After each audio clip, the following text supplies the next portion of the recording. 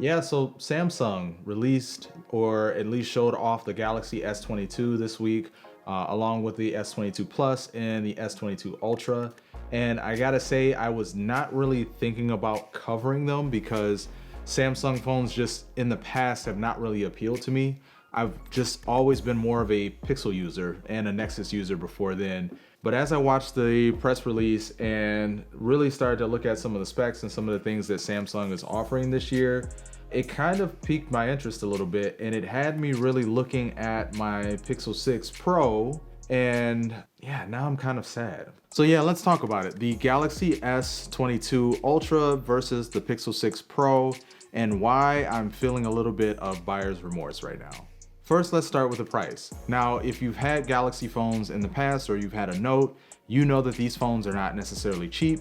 And I've talked about on this channel how much it really bugs me that we keep seeing these $1,000 plus phones released year after year. But I kind of think that even though the S22 Ultra and the whole series as a whole is a more iterative release, this year kind of to me justified their price. And let's just talk about what the prices are. So if you get a S22 Ultra, then that starts at roughly $1,200, $1,199 I believe, if you get the 128 gigabyte version. Whereas if you pick up a 128 gig version of the Pixel 6 Pro, that's gonna come in at $899. Now these devices are very similar, but they do also have some differences that may be why Samsung is justifying charging $300 more for the S22 Ultra than for the Pixel 6 Pro. One example being with the storage that you can get 128 gigs, you can get 256, but you can also go all the way up to 1 terabyte.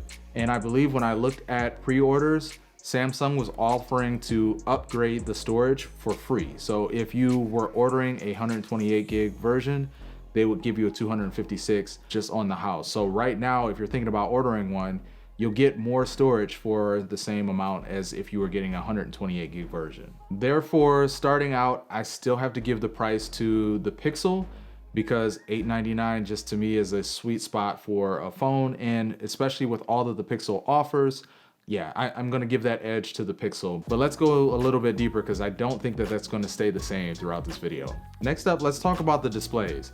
Now, the displays on these two devices are very similar. In fact, Samsung actually makes the display for the Pixel line, but Samsung has had this habit of, obviously saving their best displays for their devices and then selling their lesser displays to other manufacturers like Apple and Google, which they're not bad displays at all, but there's just something about the displays that Samsung puts on their own devices that are just marginally better. The S22 Ultra does come with a 6.8 inch display, while the Pixel 6 Pro has a 6.7 inch display.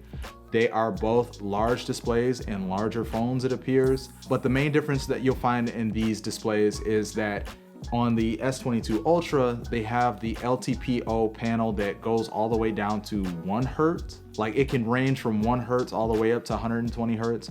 While on the Pixel 6 Pro, you'll get 10 to 120 Hertz. So not a huge difference, but just a little bit more variety when it comes to the display on the S22 Ultra.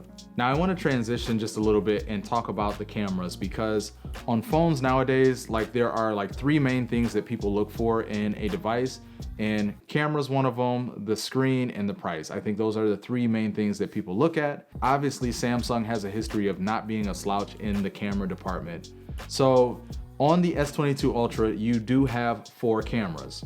There's a 108 megapixel ultra wide camera with an aperture of f1.8. In addition, you also have a 12 megapixel ultra wide camera at f2.2, and there's 2 10 megapixel telephoto cameras, one with a 3x optical zoom at f2.4, and the other has a 10x optical zoom at f4.9. Essentially what all of that means is there's a lot of versatility to these cameras. You'll be able to capture a wide variety of different kinds of shots, and also the megapixel count is higher.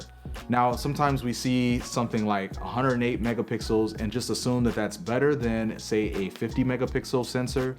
But megapixels really only matter when you want to blow things up or if you want to print things out. So if you're one of those individuals that takes advantage of that, or you like to manipulate images, then that higher pixel count is going to be very, very important. But let's be honest, most people typically just view their pictures on their phone, so it's not really gonna make a huge difference to those individuals.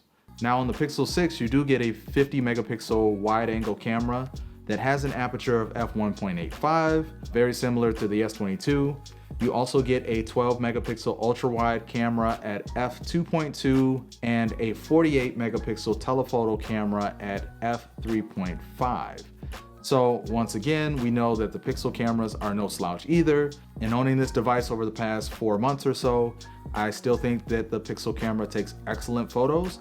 And from what Samsung showed off during their keynote, it looks like that phone is taking excellent photos as well. You really can't go wrong with either device when it comes to photography. Although I am liking some of the photos that come out of the S22. It seems like Samsung just tends to oversaturate while Google overprocesses images. But I think out of either device, you're gonna get good photos. Now, when it comes to video, on the other hand, I think that's gonna be a totally different story. This had me triggered a little bit, just mainly because I love good video. So on the S22 Ultra, there is 8K 24 frames per second. And if you take any kind of cinematic video, then you will know that 24 frames per second just tends to look a little bit better than 30. Now 30 is great for doing things like YouTube, and 60 can be great for like sports or even some YouTube content as well. But the Pixel does not shoot at 24 frames per second. It only shoots, I believe, 4K up to 60 frames per second. And I believe on the front-facing camera, it can only shoot 4K up to 30 frames per second. But as a person that loves like cinematography, I just really wish that the Pixel had the ability to shoot 24 frames per second. I don't understand why that's not in this device, but kudos for Samsung for putting it in those devices, because I think that's gonna look really, really awesome. And then there's the 40 megapixel camera that's on the front of the S22 Ultra compared to the 11 megapixel camera that's on the front of the Pixel 6. In doing my reviews, and still to this point, I still have some issues with the front-facing camera on the Pixel 6 Pro. I don't think that it's that great. I think it's very grainy and noisy. I think it lacks a lot of detail. And unless you have a ton of light, it has difficulty with shooting almost anything without it looking really, really crappy. But I'm really interested to see what the S22 Ultra looks like with its front-facing camera, just because it has a higher megapixel count. Samsung seems to be focusing on improved low light photography and video. And then you also have the ability to shoot 4K 60 on the front facing camera. So if you are a video person, that sounds pretty good. Then there's additional features that Samsung talked about in their keynote, like having a pro mode in their camera app, something that I feel like the Pixel would really, really benefit from, because that sensor that's in the Pixel 6 is really, really good. But I don't think that Google's taking full advantage of it and fully utilizing it.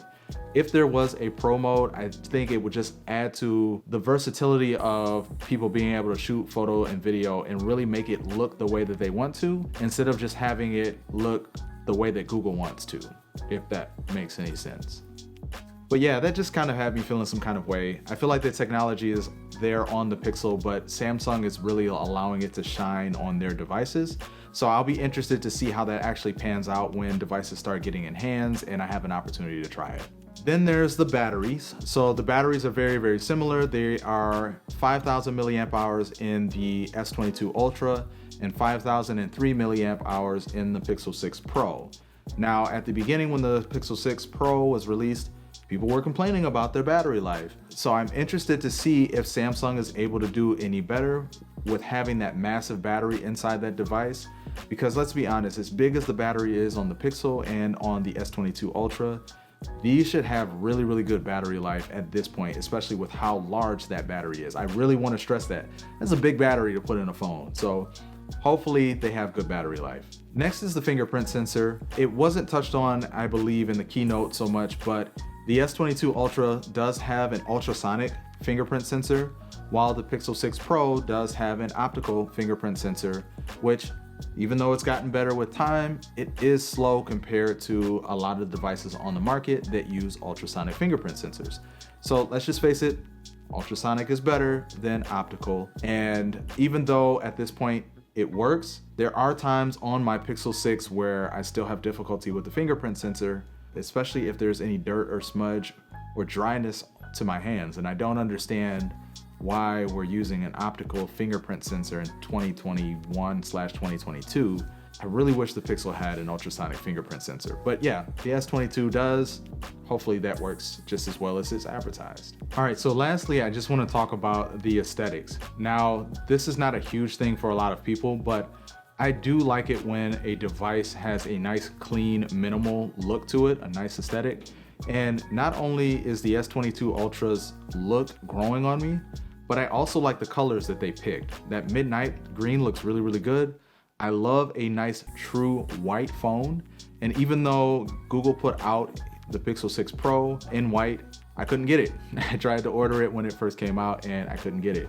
So I think the colors that the S22 Ultra has this year to me just look better than the offerings that the Pixel had when it was initially released. And I'm excited to get these devices in hand because I really either want that sky blue that's on the website or I want a white S22 Ultra. So let me know down in the comments what you guys are deciding to get, whether you're going to keep your Pixel 6 Pro or if the S22 Ultra looks really, really good to you and you're thinking about picking that up as well. But that's gonna do it for this video. Please remember to like, share, and subscribe, and I look forward to seeing you guys in the next one. Peace.